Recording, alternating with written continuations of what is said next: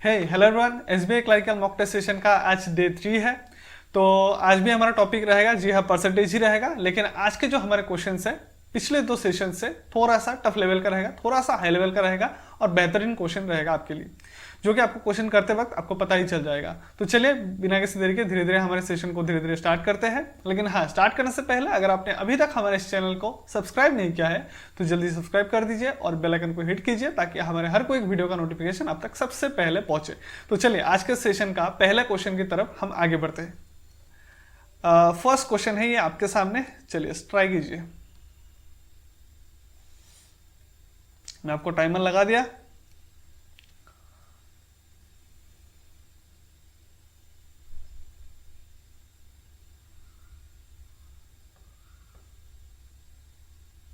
ये first question है, तो हाँ ये थोड़ा सा इजी इजी लगेगा आपको, लेकिन इसके बाद थोड़ा सा आपको अच्छा क्वेश्चन मिलेगा, ठीक है।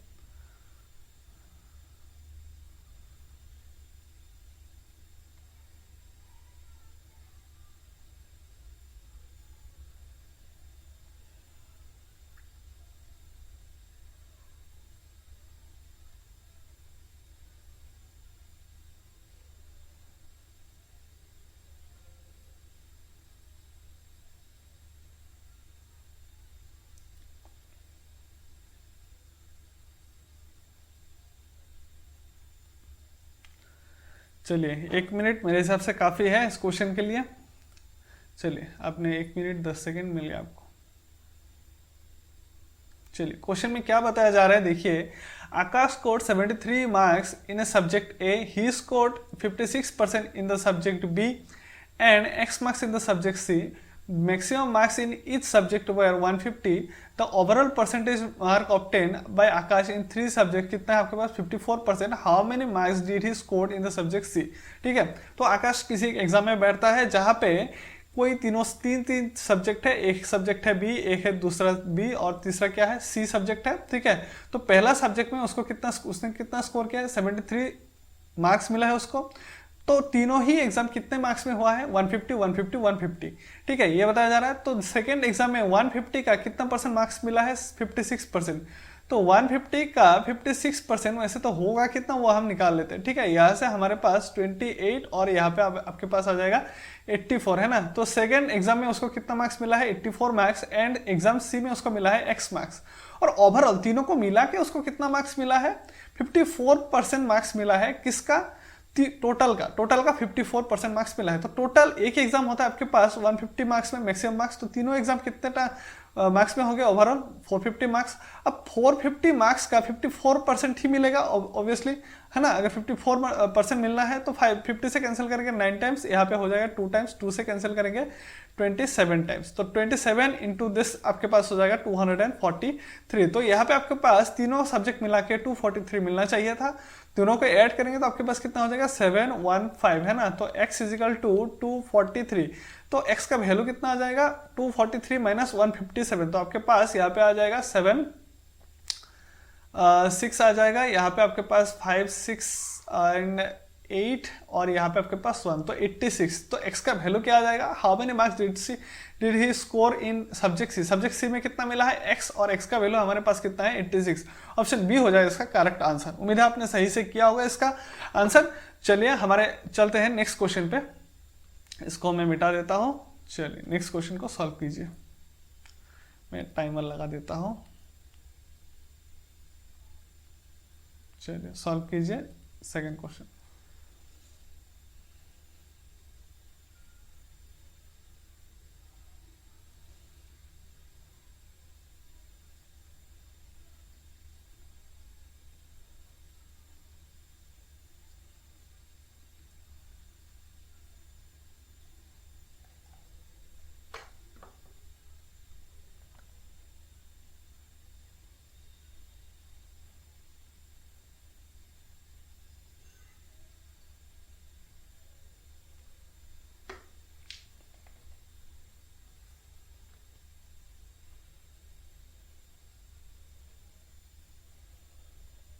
ज़्यादा टफ नहीं है, 1 मिनट इनफ है इस क्वेश्चन के लिए, अगर आप अच्छे से करेंगे तो।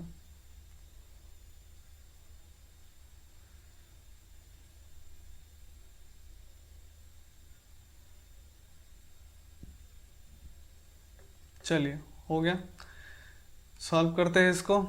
चलिए क्या है कि 10% student did not come to the exam. तो अगर मैं मान के चलूँ किसी एक क्लास में या फिर किसी स्टैंडर्ड में आपके पास 100% स्टूडेंट है, उसमें से 10% स्टूडेंट एग्जाम देने आते ही नहीं है। तो एग्जाम देने कितने स्टूडेंट आते हैं? ऑब्वियसली 90%, यानी 90 स्टूडेंट आते हैं। Out of the students who come to the exam, जितने भी स्टूडेंट एग्जाम देने आए थे, ठीक है, क्या बताया जा रहा है? Out of the student who come into the exam, जितने भी स्टूडेंट एग्जाम देने आ रहे थे, ठीक है, उसमें से 20% of the students are failed. इसमें से भी 20% क्या हो जाते हैं? फेल। अब 90 का 20% मतलब 90 का 10% होता है 9, 20% मतलब 18। तो इसमें से 80 स्टूडेंट फेल हो जाते हैं, मतलब बचा कितना? 72, ठीक है। And 40% student did not got selected, ठीक है, एंड 40% सिलेक्ट ही नहीं हो पाते हैं। तो 90 का 10% होता है 9 एंड 90 का 40% होता है 9 × 4 36। तो 36 स्टूडेंट ऐसे हैं जो क्या हो पाते हैं? सिलेक्ट ही नहीं हो पाते हैं, ठीक है। तो सिलेक्शन होगा कितनों का? 36 का सिलेक्ट होगा। ये 36 जो आया है ये हमारे एजम्पशन के तहत आया है। हमने क्या एज्यूम किया था? स्टार्टिंग में हमारे पास टोटल 100 स्टूडेंट थे, 100 में से 10 स्टूडेंट ने एग्जाम दिया ही नहीं, तो हमारे पास कितना बचा? 90। और 90 में से भी 20% ने क्या किया? फेल किया है। तो 20% मतलब 18 माइनस किया तो 72 बचा। और 72% में से भी क्या हुआ? 40% का सिलेक्शन नहीं हुआ। तो हमारे पास 90 का क्या है? 90 का 40% बताया जा रहा है। देखिएगा कॉमा है यहाँ पे, ध्यान देना, ठीक है। तो वहां से 36 माइनस किया तो यहाँ पे बचा कितना? 36 बचा है, ठीक है। एंड तो स्टूडेंट हु गॉट सिलेक्टेड, जो सिलेक्टेड हुआ है वो कितना स्टूडेंट है? 900 है ना। तो मतलब जो 36 है मेरे लिए क्या है? 900 के बराबर है। तो 1 का वैल्यू कितना हो जाएगा? 900 अपॉन क्या है? 36। 9 से कैंसिल करेंगे 100 टाइम्स, 9 से कैंसिल करेंगे हमारे पास कितना? 4 टाइम्स, 4 से कैंसिल करेंगे कितना? 1 का वैल्यू 25 है, ठीक है। तो find the total number of students who enrol in their exam. तो टोटल नंबर ऑफ स्टूडेंट को हमने कितना एज्यूम किया था? 100 एज्यूम किया था। तो 1 का वैल्यू अगर 25 है तो 100 का वैल्यू कितना हो जाएगा? 2500 हो जाएगा। ऑप्शन ही हो जाएगा इसका करेक्ट आंसर, ठीक है। चलते हैं नेक्स्ट क्वेश्चन पे। इजी था ये। चलिए सॉल्व कीजिए क्वेश्चन नंबर 3। मैं टाइमर लगा देता हूं आपके लिए अगेन, सॉल्व कीजिए।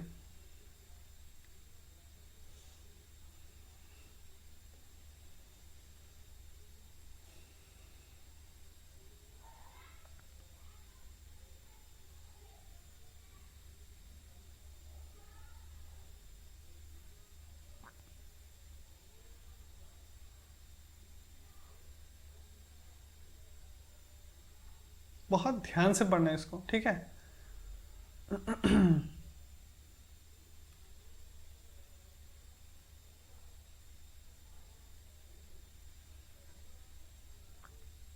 इसके लिए आपको चलिए आपको 1 मिनट से ज़्यादा दे देंगे।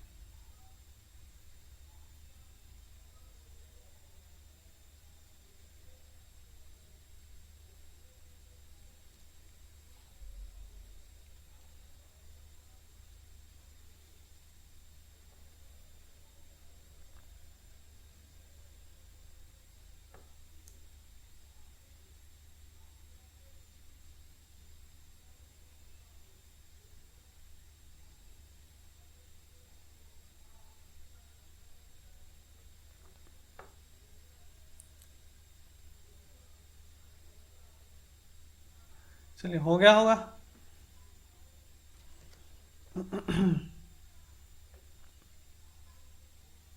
चलो देखिए क्या है कि इन एन ऑफिस, ठीक है, देयर आर कितना एम्प्लॉय है? टोटल ऑफिस में कितना एम्प्लॉय है वो यहाँ पे गिवन है 20,000। लास्ट डे मतलब प्रीवियस डे, ठीक है, 16.66% of the male employees of all the male employees, ठीक है, male employee 16.66% of the male employees of all the employees were present in the office, ठीक है। 16% ऑफ द मेल एम्प्लॉय, अच्छा 16.66 last day except, अच्छा except 16.66% of the male employees all the employees were present. मतलब अब office में कितना employ है आपके पास? 20,000 है ना। अब 20,000 में कुछ मेल होंगे, अब यहाँ पे कुछ फीमेल होंगे। अब बताया जा रहा है कि लास्ट डे जो मेल थे, मेल में से 16.66% मेल एब्सेंट थे, बट जो फीमेल थे सभी के सभी प्रेजेंट थे, ये बताया जा रहा है। तो अगर मेल का 16.66% है ना, अब 16.66% का मतलब होता है 1/6, ठीक है, ये आपको पता होना चाहिए। अगर नहीं पता है तो परसेंटेज चार्ट का मेरा एक वीडियो है, परसेंटेज का प्लेलिस्ट है मेरे चैनल पे, जिसका लिंक मैं आपको डिस्क्रिप्शन बॉक्स में मिल जाएगा, आप वहाँ से चेक कर लेना। एकदम डिटेल में एक एक चीज आपको समझाया गया है कि परसेंटेज चार्ट में क्या क्या चलता है, एक एक परसेंटेज को समझाया गया है। ठीक है, तो जो भी हो कि 16.66% मतलब 1/6 को छोड़ के बाकी सभी के सभी मेल आए थे, और फीमेल जितने भी है उतने भी आए थे, सभी के सभी। तो 6 में से एक क्या होता है, मेल नहीं आते हैं, तो 6 में से बाकी 5 तो आएंगे ना, आउट ऑफ 6 1 नहीं आते, 5 तो आएंगे ना। तो मतलब 5/6 मेल प्रेजेंट थे, और फीमेल कितने प्रेजेंट थे, सभी के सभी फीमेल प्रेजेंट थे, तो फीमेल। ठीक है, हो गया। अब टुडे, अब आज की बात की जा रही है कि 25% ऑफ द फीमेल एम्प्लॉइज, आज क्या है कि 25% of the female employees are present in the office. ठीक है, बताया जा रहा है कि टुडे एक्सेप्ट एक्सेप्ट 25%, मतलब 25% मतलब अगेन वही वाला कॉन्सेप्ट लगेगा, कितना होता है 1/4, मतलब 4 में से एक फीमेल एब्सेंट है आज। ठीक है, लेकिन मेल जितने भी है वो सबके सब प्रेजेंट है। अब देखिए कि and all the employees are present, मतलब मेल जितने थे सबके सब प्रेजेंट है, ऑल द एम्प्लॉइज मतलब मेल भी प्रेजेंट थे सबके। तो मतलब आज की बात अगर की जाए तो मेल सबके सब प्रेजेंट है, बट फीमेल 4 में से एक एब्सेंट है, तो मतलब 4 में से 3 तो प्रेजेंट है, तो आउट ऑफ 4 3 प्रेजेंट है, 3/4 फीमेल प्रेजेंट है। ठीक है, but in both the days the number of employees present in the office were same, मतलब यस्टरडे की बात की जाए मतलब ये वाला कंडीशन, और आज की बात की जाए तो ये वाला कंडीशन, दोनों का वैल्यू क्या है, सेम। मतलब मेल का 5/6 अगर प्रेजेंट था और फीमेल का 3/4 अगर प्रेजेंट था, और अगेंस्ट में फीमेल यहाँ पे पूरा का पूरा और मेल यहाँ पे पूरा का पूरा प्रेजेंट था, तो यस्टरडे और आज दोनों ही केसेस में आपके पास एम्प्लॉय की संख्या सेम थे। ठीक है, तो यहां से हम क्या निकाल सकते हैं, यहां से हम निकाल सकते हैं मेल एंड फीमेल का रिलेशन निकाल सकते हैं। कैसे रिलेशन निकाल सकते हैं, इधर मेल है, मेल को इधर लेके जाइए तो मेल कॉमन आएगा, यहाँ पे आप एलसीएम निकालना आपको आता है, तो 1 - 5/6 आ जाएगा आपको, और यहाँ पे फीमेल, और यहाँ पे आपके पास फीमेल 1 - 3 कितना हो जाएगा 4। तो आपके पास यहाँ पे 6 × 6 - 5 मतलब मेल 1/6, और यहाँ पे 4 × 4 - 3 1 मतलब 1/4 है ना।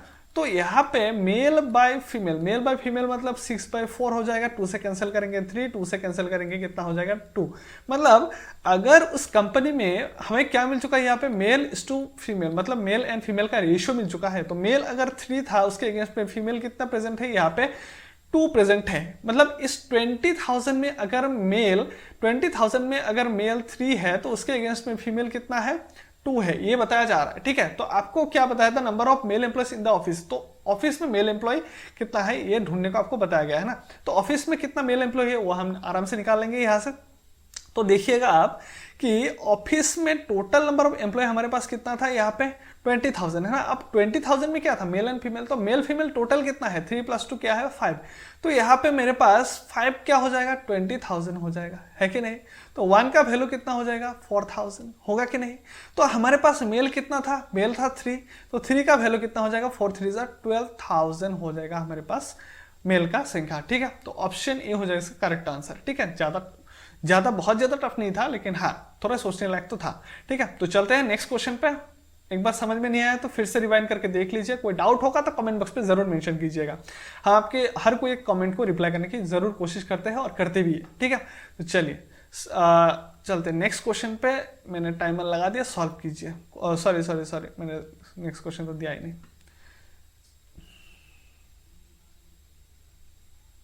एक second.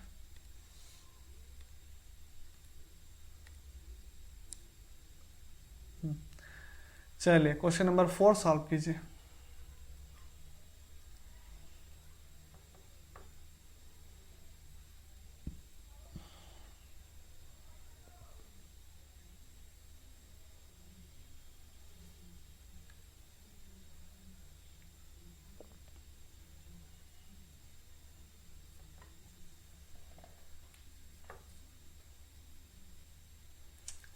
One and half minute मिलेगा आपको।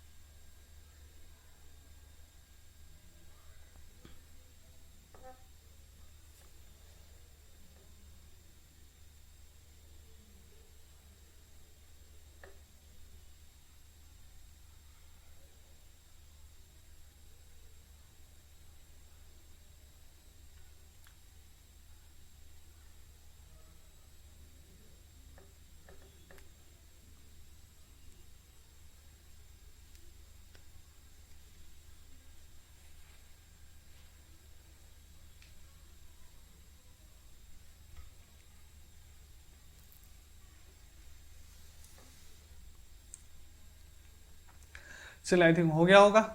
चलिए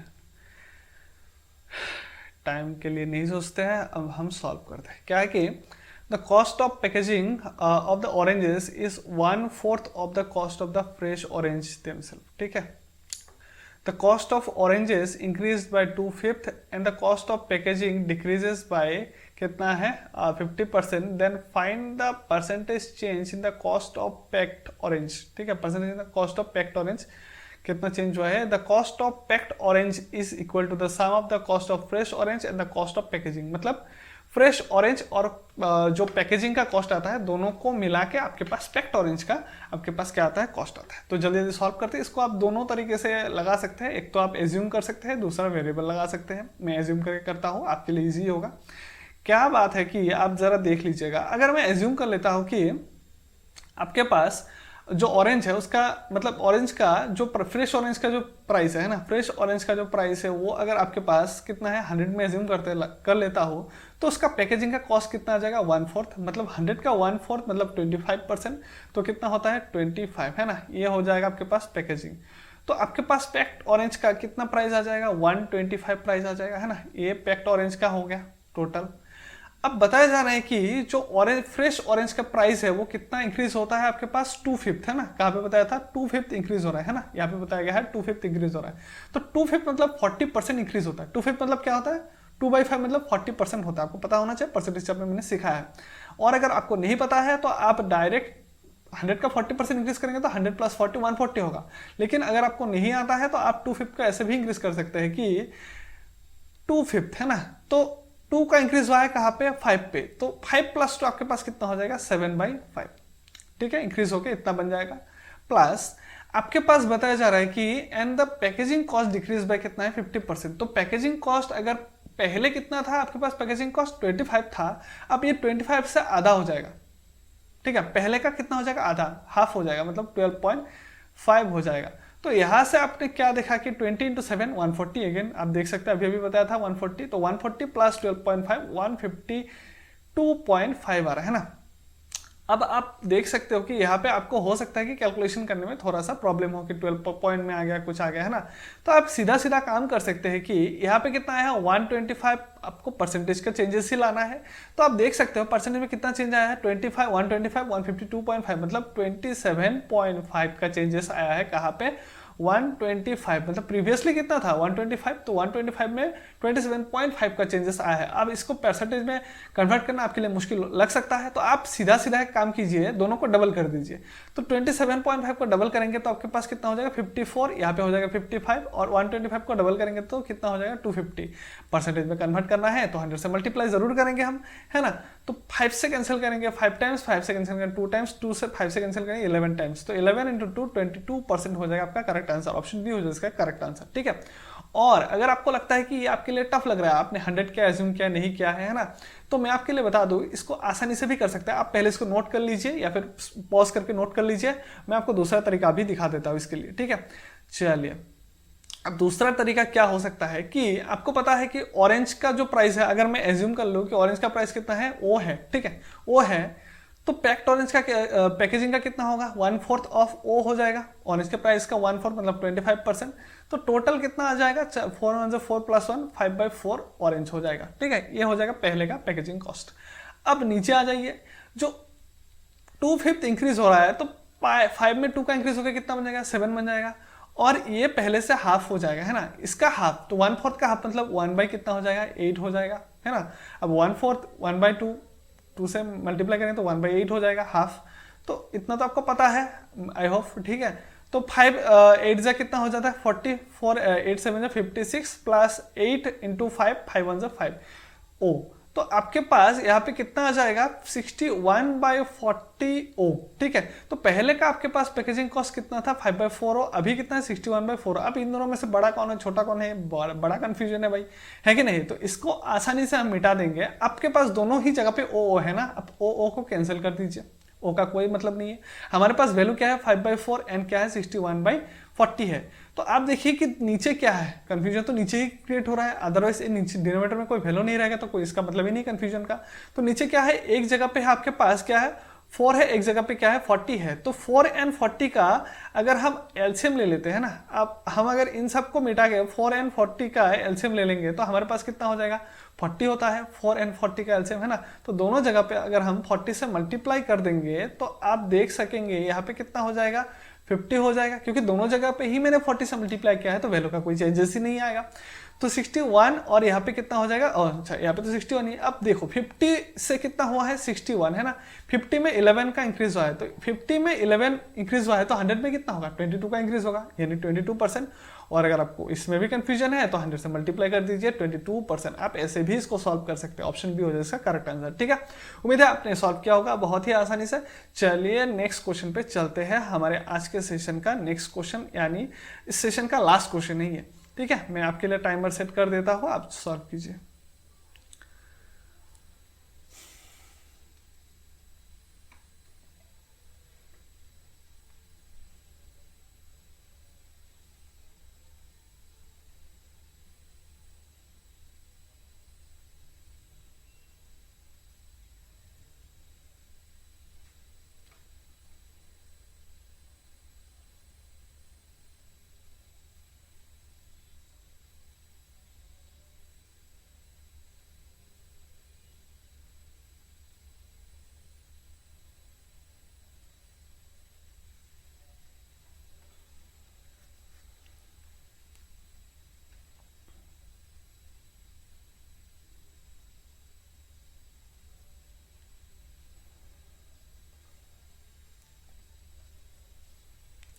इलेक्शन की बात की जा रही है, जनरली इलेक्शन के क्वेश्चंस में आपने 2 कैंडिडेट का बात क्या होगा जनरली, बट यहाँ पे 4 कैंडिडेट को लेके इलेक्शन सोचा गया है।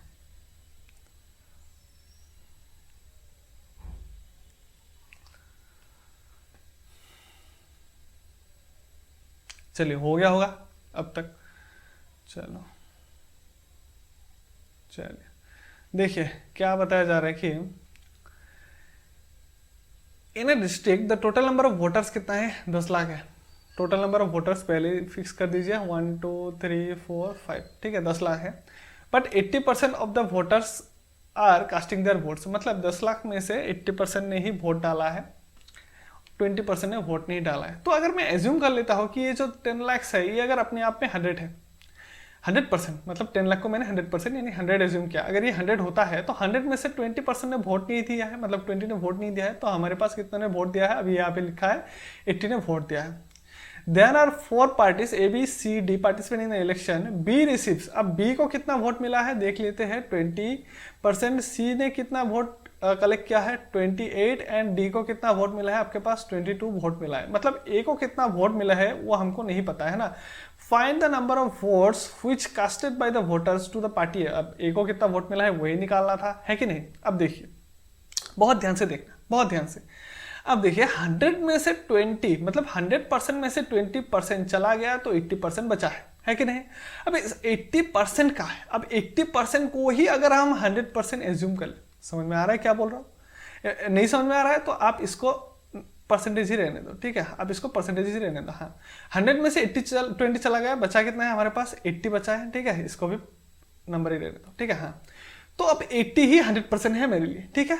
अब इस 80 अगर 100% है, इस 100% का 20% वोट किसको मिला है, इस 100 का 20% वोट किसको मिला है, बी को मिला है, सी को 28, डी को मिला है 22%, ठीक है, ये परसेंटेजेस में है, ठीक है, देख लेंगे। अब टोटल बी सी डी को मिलके कितना वोट मिला है 20 60 70 वोट मिला है ना, मतलब 70% वोट मिला है, मतलब इस 100% में से 70% vote already B C D को मिल चुका है, मतलब 30% वोट कहीं ना कहीं ए को अकेले मिला है।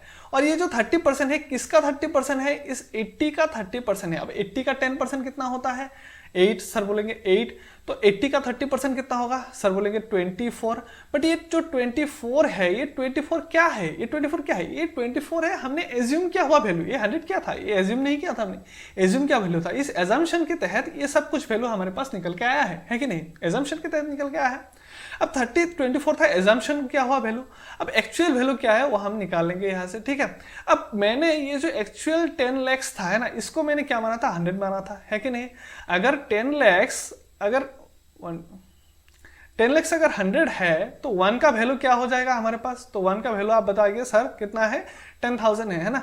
तो हमारे पास 24 का वैल्यू कितना होगा, 24 इंटू 10,000, मतलब आपके पास कितना होना पड़ेगा, 24,000 है ना, सॉरी 24,000 तो नहीं है, 2,40,000, सॉरी हाँ मैंने गलत बोल दिया, 2,40,000 हो जाएगा आपका, कितना हो जाएगा total votes which is gained by voters A. ठीक है, जो भी हो, आपको उम्मीद है यहाँ तक सेशन अच्छा लगा होगा। अगर अच्छा लगा है तो कमेंट कीजिएगा, और ऐसा सेशंस आपको आगे भी चाहिए तो कमेंट करके जरूर बताइएगा। मिलते हैं नेक्स्ट वीडियो के